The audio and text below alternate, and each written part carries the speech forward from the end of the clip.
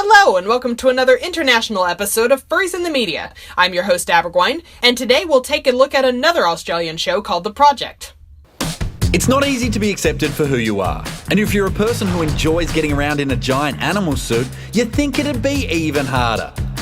But then you've probably never met a member of the furry fandom. Given the overall message of the report, this introduction makes sense, but I feel like it hinges on the notion that all furries have fursuits. Yeah, Mama Wookie's my nickname in the fandom.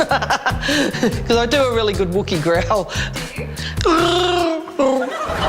Oh snap, that is a good Wookiee growl, but I am not a fan of that laugh track. Furries are a group of people with a thing for cartoon animals, and most members of the fandom develop their own fursona, which is exactly what it sounds like.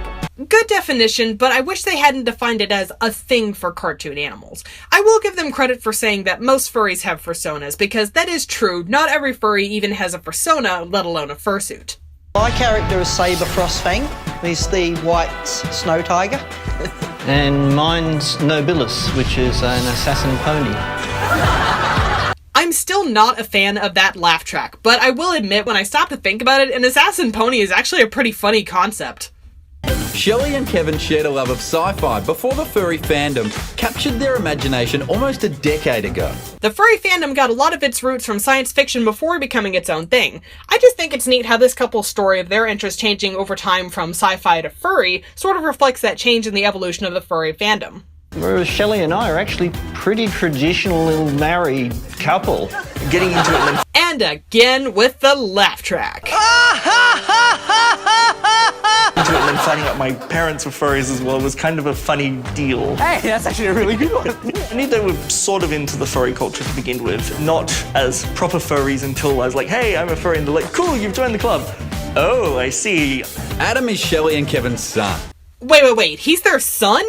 That is awesome! I've never seen a family of furries together in an interview like this. Honestly, from what I've seen across a lot of different reports and interviews with furries, choosing these people to interview because they are a family is a very unconventional choice, but I love that the project has gone out of their way to find these people. He's relatively new to the fandom. His fursona is still in the early stages of design, but he's still getting in on the action in a borrowed fox suit. Notice that they said he's borrowing the suit, not renting it. Aside from the constant charges for having to rent a suit for long periods of time, borrowing a fursuit, even if it doesn't resemble the character, is still closer to the original vision than a mascot costume.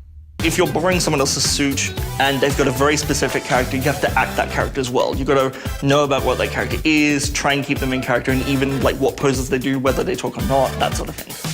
Fursuiters often strive to maintain the character's personality even if it's a completely different person wearing the suit. You would think that it wouldn't matter because no one knows who these characters even are in the first place, but furries often have a very specific view of how these characters should behave. It would be like if you were waiting in line at Disneyland to get your picture taken with Mickey Mouse, and the character took a break and came back and was acting completely different because someone else is now inside the suit. It would kind of break the character. While furries only have a few rules, they follow them religiously. Never push someone to reveal their true identity, and no matter what, never ever take your head off in public. Yeah, I'd say that's about all there is to being a furry. That, and never telling the outsiders about our secret handshake.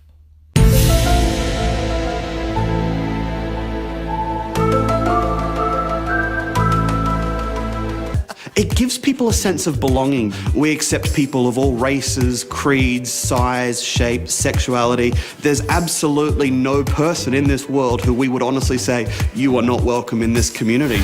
I feel part of this is due to the fact that furries are really fans of a concept more so than a specific type of media, and this really makes the fandom much more accessible to anyone who's interested. Sean's partner Justin is completely blind, but while he's his alter ego, Cappuccino the Rabbit, people respond to him differently.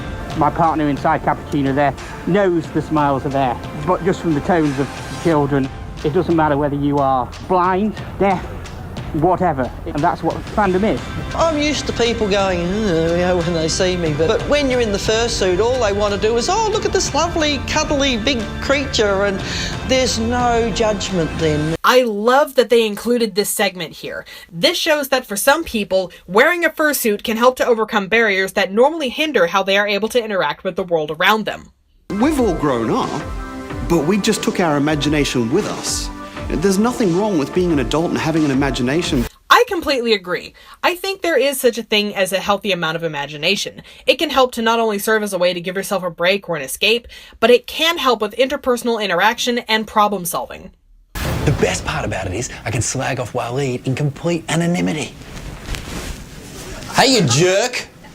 Tommy, no, I know it's you because I helped you put the tail on, remember? I still don't understand why I can't go at the front. This was a fun little skit, and I think the joke at the end is fine because it doesn't seem like they're making a statement about furries.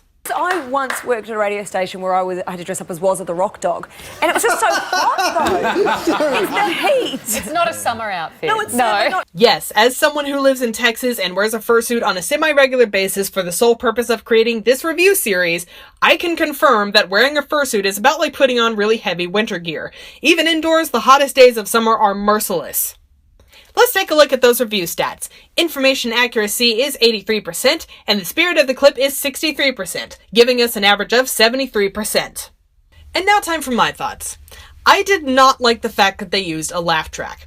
And I understand that a lot of the things the laugh track was added in for were actually pretty funny, but I just don't think a report like this had any reason to use a laugh track. To me, this is like bringing in a troupe of clowns to a Senate meeting. They were just going to get in the way and be annoying.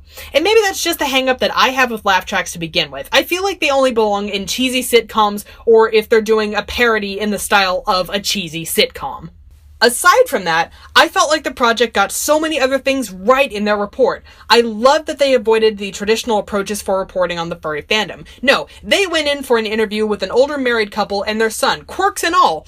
And this really was my first time seeing multiple generations of furries in any sort of media report, and I feel like this is something big. To me, this reinforces that the concept of the furry fandom is not some new phenomenon that only the kids are getting in on. No, this is something that everyone can enjoy, no matter what generation they're from. And I think that is awesome. Another thing that I really appreciated was the fact that they highlighted how wearing a fursuit helps to break down barriers that some people face on a regular basis. I am thrilled that they provided concrete examples of this rather than just having someone in an interview make the statement that wearing a fursuit helps to break down barriers, and then we never see an example of how that works.